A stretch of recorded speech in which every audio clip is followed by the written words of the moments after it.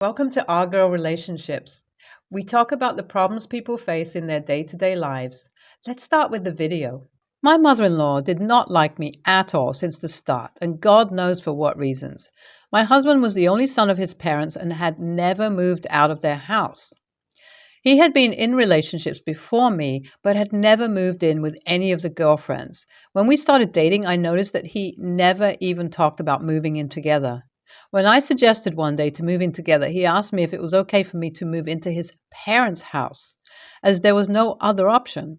I asked him why we could not rent a place and move in together, to which he replied that he did not want to leave his parents all alone. I did not talk about moving in after that, as I was scared to stay under his parents' supervision. My parents are very friendly and open minded people, whilst his family seemed a bit old school, so I was never ready to move into his parents' house. When I landed a 9 to 5 job, it created a gap between us as I got busy and did not even get time to talk to him over the phone. We would only see each other on weekends, and it was, of course, not enough. We both felt like we were drifting apart, but as we had an amazing understanding, we wanted to keep our relationship intact. And once again, there was only one way, and it was to move in with his parents. I told him that I was ready to move in, and of course, he was glad to know that. He got the upper story cleaned as we were moving in there, and then I shifted within a week. My mother-in-law was very sweet at the start, but it started changing in a week only. I came back from the office one day and my mother-in-law asked if I could prepare dinner for everyone as she was not feeling well. I said yes in courtesy and prepared dinner even when I was hell tired and needed to rest. That did not end there. My father-in-law told me that the food I prepared was tasty and I should cook often. My mother-in-law started telling me to cook every other day, and I was, of course, done. I told my husband the whole situation, and he said that I should tell my mother-in-law to do the laundry, and that would automatically divide the house chores. I told him that we had shifted to the upper story as a separate family, so we are not supposed to divide anything and take care of our portions separately. I brought dirty clothes downstairs before going to the office and told my mother-in-law to wash them when she was going to do the laundry. When I came back from the office, she told me that she had already put my washed clothes in my closet. When I had to change, I opened the closet and found my shirts ripped. I rushed downstairs to ask my mother-in-law what had gone wrong. And she told me that my clothes got stuck in the washing machine and she forgot to inform me. So much happened in addition to that, and I told my husband that either I was moving out or I was breaking up because I could not stay there. We moved out after a while and then got married shortly after that, as things had turned to be smooth between us. My mother-in-law could not digest that we had gone separate spaces and were married. She kept looking for reasons to come and stay with us. Once she came and told my husband that she missed him, and as it was the first time he moved out, she had nightmares. My husband told her that she could stay with us for a few days, and of course she won. Only in a few days did my mother-in-law do her best to control everything and take charge. She would clean the whole house every day and then would call me messy and irresponsible.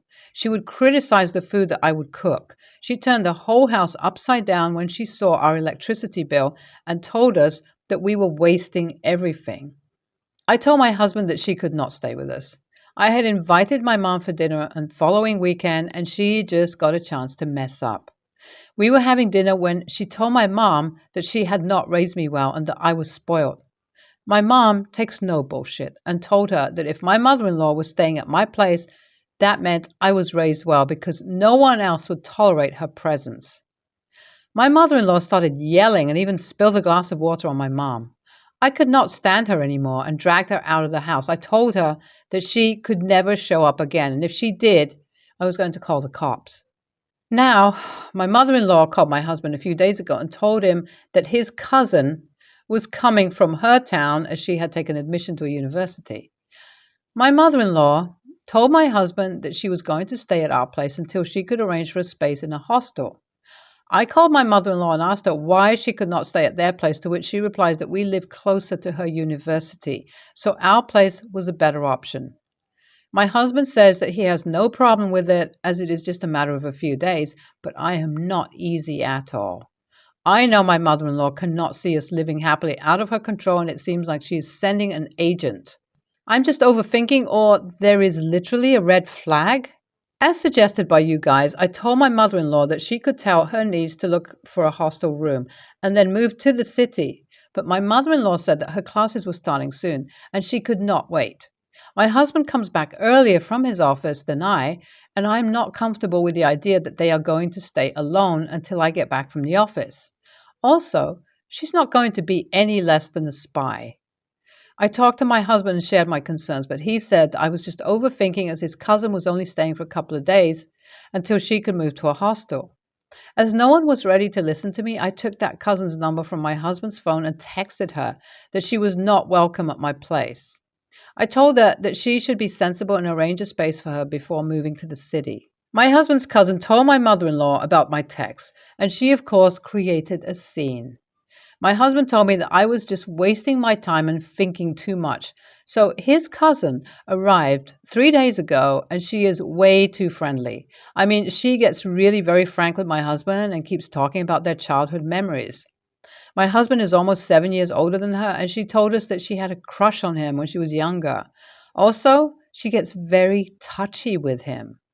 I came back from the office yesterday and they were sitting in the lounge watching some comedy show and laughing out loud. I asked them if they had prepared anything for dinner, and my husband told me that they had pizza and were not hungry at all, so I could cook something for myself. I was furious and went to sleep without having dinner. Today, in the morning, we had a huge argument, and my husband told me that I was too insecure and was imagining things as his cousin is just a kid. So I stopped getting bothered by whatever that cousin was doing around and chose to trust my husband. Also, it was consuming my energy and I had to stop thinking about her all the time. Yesterday, my husband texted me saying, "Thank you for the lunch" he found in his bag and told me that he loved me too. I was startled and told him that I had packed no lunch for him. I then asked him if he could send me the photo of the note attached to the lunchbox. When my husband sent me the photo, I called him and asked him if he had stopped recognizing my handwriting. I knew who had done that. I went home and told my husband's cousin that she was getting out right away. I took her stuff and threw it out of the house and then dragged her out too. I then started packing my husband's stuff as I knew she was going to call him. When my husband arrived home, I took his stuff and threw it out of the house too without letting him in. I told him that they could live happily ever after at my in-laws' place. They left at that time, but my husband has been calling me since yesterday. My husband kept texting me and telling me that he had no idea what was going on. He then came home and stayed at the door until I opened it for him. He told me that I was blaming him for nothing as he had no idea what his cousin thought of him. I was angry and asked him if he was a kid or blind, as she was giving clear signs that she was interested. My husband apologized and told me that he was never going to let her allow in our house as my mother-in-law still wanted to send her back. My mother-in-law called me and told me that I had embarrassed her in front of her sister by kicking her niece out like that. She also said that I was accusing her niece of something that she could not even think about. I told her that she could say whatever she wanted to, but her niece was never coming back and she could do whatever she had to do. NTA, OP's concerns were valid and she was not at all imagining things. OP's husband should have supported her, as it literally seemed like OP's mother-in-law was sending an agent as she could no more control their lives. OP had to take a stand and ban her husband's cousin even before she arrived. OP's mother-in-law and her niece were the a-holes and God knows what their agenda was. The husband's cousin was clearly interested in him and was trying hard to get space while mother-in-law seemed to be at her back. I cannot believe both of them were that senseless and even tried to play such a sick game. When I, 28 female, was 18, I had to give birth to my daughter Farah. No choice for me. I wanted to give her up for adoption, but Dave, her dad, was able to take her. In exchange for giving him full custody, we settled on me not paying any child support. I did not give up my parental rights. I thought I did what was best for me at the time. It left me focused on getting my degree, have fun, and start my own business, which has become wildly successful. When not studying or working or clubbing, however, I was very depressed and wound up torpedoing every relationship I was in, and it's all because I regretted my decision. Last year, my dad died and I inherited almost everything. This has pushed my personal wealth into 8 figures when you add up property and stuff. It just made me more depressed because I never got to fix things with my dad. And it's like I have all this, but for what? So I finally decided to be brave and reach out to Dave because maybe if I could have Farah in my life, I could be happy. Dave set up a meeting last year, and as soon as Farah saw me, she rushed at me and hugged me and called me mommy. It was amazing, and I honestly started crying. It has been so great since then, getting to know her, pick her up from school, hear about her day, help with homework, get to hug and kiss her. Even getting yelled at by her when she's upset is something I wouldn't give up. And I hate that I wasn't part of this before. It's like I have a real purpose and all this money finally means something. I don't try and flex my wealth on Dave or his wife Lydia, but they've made remarks about how cool Farah thinks my car is or how I have a cleaning lady. But I never bought anything for her without clearing with them first. In exchange for visitation, I have paid back child support and I'm paying it now to have her in my life. We currently have a meeting to restructure the custody agreement so that I can get her on weekends. Yesterday was Farah's birthday, and the party is on Saturday, but as a surprise, I got her one of those toy Jeeps the kids ride around the block in and a full street hockey setup, and those are the first gifts I didn't clear. She loved those so much, but Dave and Lydia got upset. But I was like, if we're restructuring the custody, I shouldn't need approval to buy things anymore. Lydia pointed out how expensive it all was and called me an a-hole for using money to win Farah's love instead of putting in hard work like she has. What she said has been troubling me, and maybe I have been like that, so I'm here to get an anonymous judgment.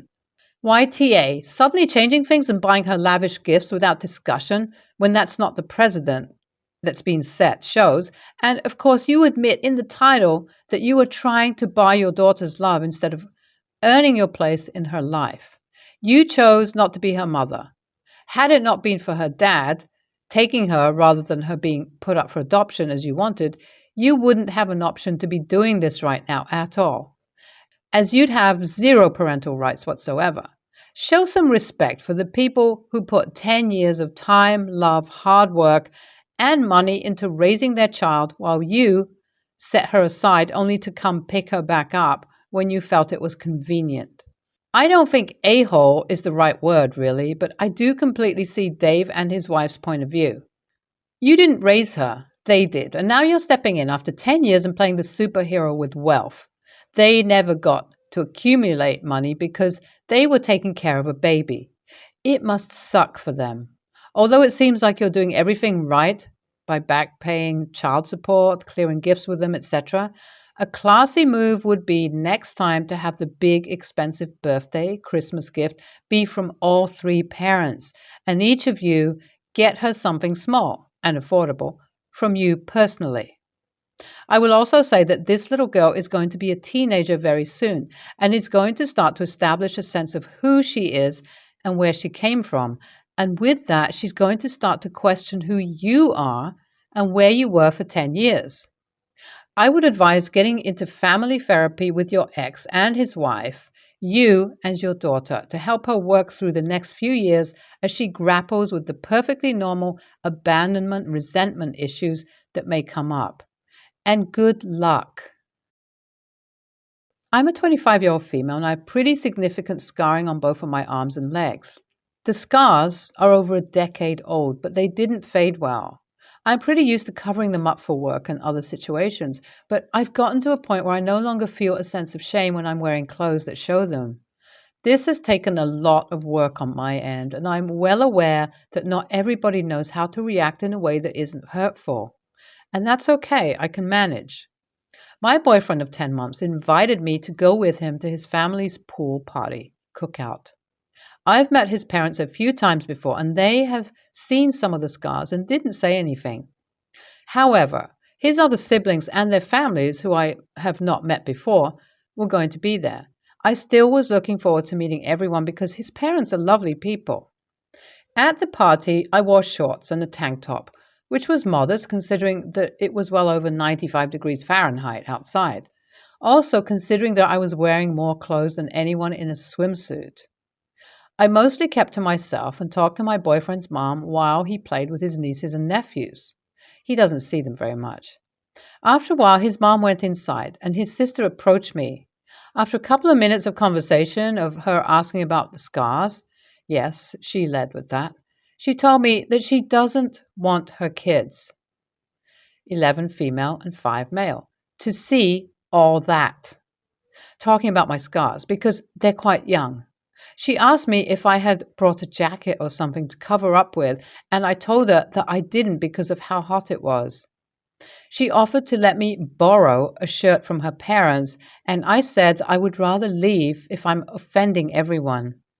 She huffed and signaled my boyfriend to us and asked him the same thing, if he had something that I could wear to cover up with. He said that I was fine and said that she was being ridiculous. She said that she and her kids would leave if that were the case, which attracted the attention of their dad, who, after hearing both sides, told them both to let it go. The whole thing was really embarrassing, and his sister was passive aggressive to my boyfriend and I the remainder of the time that we were there.